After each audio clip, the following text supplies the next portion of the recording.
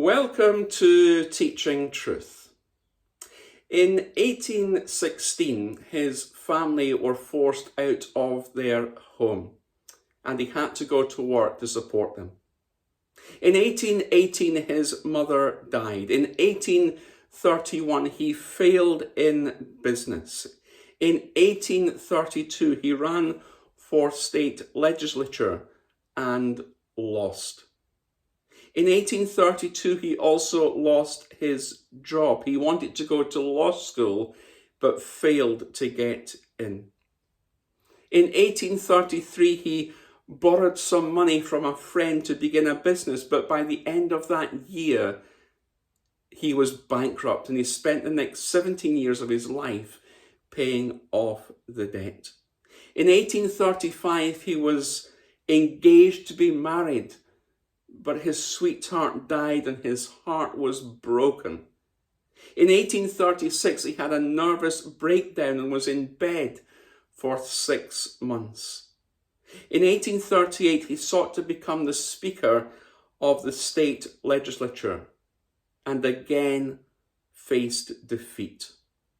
In 1840, he sought to become elector and was defeated. In 1843, he ran for Congress and he lost. In 1848, he ran for re-election to Congress and again he lost. In 1849, he sought the job of land office in his home state, but was rejected. In 1854, he ran for Senate of the United States, and again he encountered loss. In 1856, he sought the vice presidential nomination at his party's national convention, but he failed to get more than 100 votes. In 1858, he ran for the US Senate again, and yet, you've got it by now, again he lost. It was only in 1860 that he was elected President of the United States of America. I'm referring to Abraham Lincoln, one of the great, if not the greatest president that the United States has ever had. Abraham Lincoln was a champion. He never gave up. Abraham Lincoln could have quit many times, but he didn't. He refused to do so. And as a result, he became one of the greatest presidents in the history, not just of the United States, but one of the greatest leaders in the world that the world has ever had. Had Abraham Lincoln lived in fear and with that mindset of failure and never being willing to try and having been captivated by fear, he would never have had experienced the potential that lay within him, the potential that ultimately took him all the way to the Oval Office in the White House. And if we live in fear, we will never experience the potential that God has placed within us.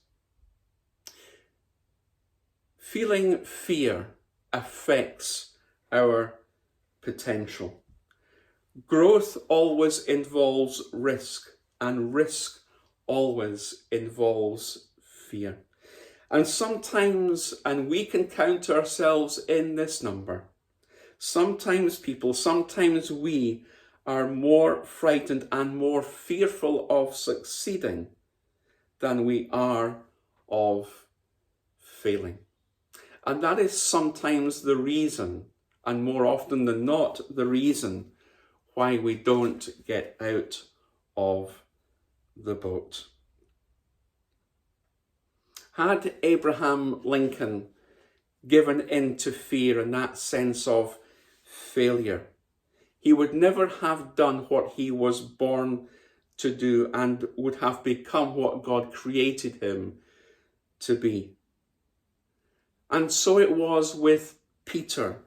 Had he never done what God had created him to do, he would never have had become what God created him to be. What did God create Peter to be? On this rock, Peter, I will build my church. Wait a minute, have we got the same Peter here? The Peter who denied Jesus 3 times? The Peter who, although he stepped out of the boat, began to sink and saw the waves and was fearful? Yes, we have got the same Peter. Because Peter did not ultimately allow the fear that he had to affect his potential. Peter was willing to step out the boat, to encounter his fears, to walk towards Jesus.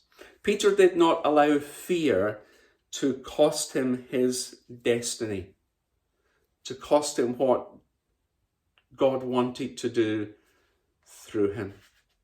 And so it is with us. Fear can affect our potential to be all that God wants us to be.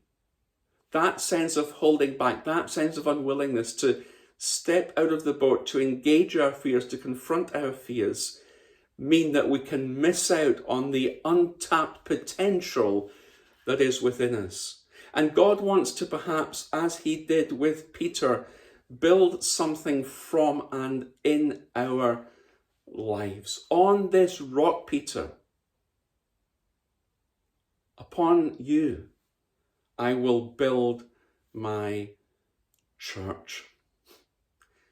God sees the potential in you and I. He understands our fears, and yet he invites us to take that step out of the boat, but not to allow our fears to affect our potential.